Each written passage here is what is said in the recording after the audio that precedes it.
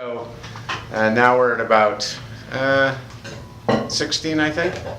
So I've really been running out of ideas like what to keep doing with these tours. You know, I'd come up with a couple things. Oh, this will be fun. So I thought we'll mix it up a little bit and do evening, which is why you're here in the evening rather than the morning. Funny how that works. So my name's Craig Scharton. I'm the interim CEO, president of the Downtown Fresno Partnership. And the Downtown Fresno Partnership is basically a property owners association for downtown. The property owners voted to tax themselves, and that money goes into a pot, and they elect a board to oversee those funds, and then that board hires a staff to do the day-to-day work for downtown revitalization. So, and it's a very common thing throughout California and the United States. Most of the downtowns, you know, either have a merchants association where there's an assessment, or a property owners association where there's an assessment, or both. Like in Visalia, they have a merchants association and a property owners association. So and this is our office. So if you're ever looking for information on, if you hear someone wants to start a business downtown, you can send them here, or you can usually just find us here if you need dining guides or anything like that. So it is kind of a fun thing to look at downtown revitalization at night. So I've got this little exercise I've done over the last 20 years or so, and I've gotten it down to the point where I can do it in about 5 minutes or 4 minutes rather than the 30 minutes that the people originally had to endure when I tried to make it too complicated as I was working in cities around the country. So one thing I always notice is that every city looks at their own problems that are right in front of their face, and that's all they ever talk about or think about or argue about. So if you're in Fresno, you would hear parking meters or one-way streets or homeless people or those kinds of things endlessly repeated if you were talking about downtown revitalization. Or there isn't a grocery store, you know, blah, blah, blah. So I thought about this, how to get people off of their high center, what they're stuck on. And this is the quick little exercise. So think of a city where you enjoy their downtown. And then we'll take like 3 or 4 suggestions. Las Vegas. Las Vegas. Denver. Denver. SLO. Claremont, Seattle. Okay, we'll do 5. Okay. Yep. Now I can't remember them all. Las Vegas. Okay, who's been to downtown Las Vegas? Not the Strip, downtown Las Vegas. A few of you? So what do you do when you're there? Drink. Gamble. Drink, gamble. You look at all the nostalgia stuff. And Yep. The old casinos, so you got history, right. so style, yeah. What else? Eat, drink, gamble, character, Zip line. historic. Yeah, the zip line. Zip line, so fun attractions, right? Okay, Denver. Who's been to Denver? A couple of you. What do you do when you're in downtown Denver? Eat. Eat, drink. I love the shuttle that they have through this. Yep, they've got That's probably the the best. transit mall thing on 16th. Play Yep. a piano. Play a piano. They have pianos out, so kind of On the a, street. yep, just on the street. So in my line of work, I would call that a pleasant surprise around every corner. And there are different versions of that in different cities, but those are great examples. They have pianos right out on the street. So whoever thought of that probably wasn't like an urban planner. It was probably some wacky revitalization person. San Luis Obispo, who's been there? All right, so what do you do in downtown San Luis Obispo? The farmer's market. Farmer's market? Thrifting. Thrifting? Who else said something else? Eat. Drink, Walking around. walk around. Starting to see why I do this exercise. Is it becoming pretty clear? Right, so all this talk about revitalization, basically we like to do the same stuff at different scales wherever we are. Carmel has one, New York City has another one, but when you ask people what did you do when you were there, they're basically going to say entertainment, fun, eating, drinking, outdoor dining, historic, art, music, right? There's just a certain number of things that we do in an urban environment. So when we look at revitalizing Fulton Street, the main thing to me is that list that you just created. Eating, drinking, we probably can't do gambling, although we have Club One. Historic, yeah, we got that. Pleasant surprise around every corner, yep, we can build that in.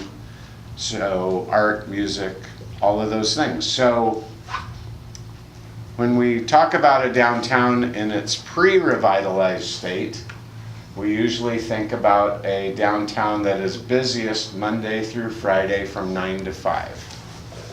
So if I had $1 for every time I've heard someone brag that we have 40,000 people walking or working downtown, I would probably be wealthy, right? Because that's like what we've held on to. We've got 40,000 people working downtown. Well, that really doesn't matter that much. Because when you go to downtown Denver or San Luis Obispo, you don't go, man, this place is awesome. They have so many awesome, office workers here during the day. You should see Wednesday at lunch. It is slammed. Man, that place is hopping. That's not when you measure a good downtown, right? When do you measure a good downtown? Evenings, weekends, right? So I thought it'd be kind of fun on a Saturday night to look, because by about 7 o'clock there won't be any businesses on Fulton Street open on a Saturday night. That's a nearly dead downtown if you're measuring nightlife, right? So if you happen to wander on here, and it's not because of the construction. Before the construction there was only one. Now there's 0. Way before construction, there's only been one for multiple years that I can think of. Unless you count Tyler Sequoia as being on the wall. Right, so I wouldn't, right, for this experiment, but it does fit into the mix tonight, right? So, but if we're just talking about the Fulton Street project, which would be the main core of our downtown, and you were to count foot traffic going around the businesses, you would be at 0. So if we were in Kingsburg tonight, there would be multiple. If we were in Sanger, there would be multiple, right? I mean, it is pretty far off the scale for cities to not have a few choices, at least in their main core of their downtown. So the fun part of this, that's the bad news, near death, but there's faint heartbeat. The fun part is watching as the street reopens and we have our grand opening party and we start getting the existing businesses to, we're working with now to get their outdoor dining permit, to get their ABC licenses and do those things. So by the end of this calendar year, I would love to see 10 places on Fulton Street with tables and chairs out in front where you can sit and eat, maybe have a beer or a glass of wine or something like that. It's not an incredibly lofty goal, but you see where we're starting, right? When the graph starts at 0 and you get to 10, that's progress. And all downtowns revitalize by consistently changing over time. So if we were to add 10 a year, which again I wouldn't say is too lofty of a goal, when we come back and do this in 5 years, there would be 50 places that would be open. Now you're talking about a pretty good downtown, right? So, to your point about Tioga and also our neighbors back here, Grizzlies. So, they do some good things in terms of the fact that they're proving that there's a market. So if you go to Tioga afterwards, you will see that there are people there. And when you say, who's going to come downtown, you don't have to wonder anymore, because you have a really nice market survey there and you can look and go, those are the kinds of people that will come downtown. Why do we know this? Because they're already here, sort of like you guys. So that's the good part. We already have some data points to show who's going to live down here, who's going to come down here on Saturday night. I did a TV show this week where the guy was convinced that no one would ever come down here at night because it's horribly scary and frightening and all of that, right? Am I paraphrasing that already? Yeah, they were just talking to me What about it. TV show was that? Oh, you would never even be able to find it. It's on YouTube, John Malos, Oh. and it would be Scharton and Dempsey are the guests. If you want to be entertained at watching your interim CEO of the Downtown Partnership loses temper. It's a- On John Allen's show? Yeah, I know. That would be entertaining, yeah.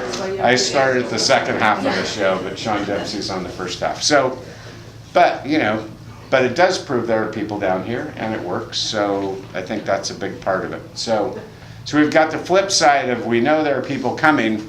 The other part is, like normally if you were to go to a music festival, you could leave it and say, let's walk down and eat pizza or burgers or vegan food or whatever you wanted to have. You'd have a variety of choices. So right now we kind of have these isolated pockets of success.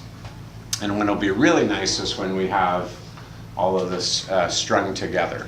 Say the second that downtown is revitalized and when there will be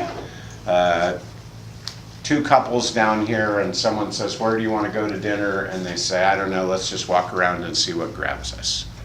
Right? That's a normal, healthy downtown. When I go to San Luis, I don't know where I'm going to eat. So there's probably new places and I'm not sure what I'm in the mood for. And I look at menus and then I find the one that grabs me. And that's what we'll be working toward over the next few years. So tonight, I thought, before picture. Let's do this when there's still nothing. And you can take pictures or just take pictures in your brain, or we can talk about why it is that there isn't anything here, and then have you be able to remember this point in time, and then watch as it changes. Because that's what's really exciting to me, is we're about to watch the transformation truly begin. And it's not very often that you get to live in a place and really watch the transformation happen, maybe once in a lifetime. And we get to be a part of it now. So that's really cool. And especially for like you, right?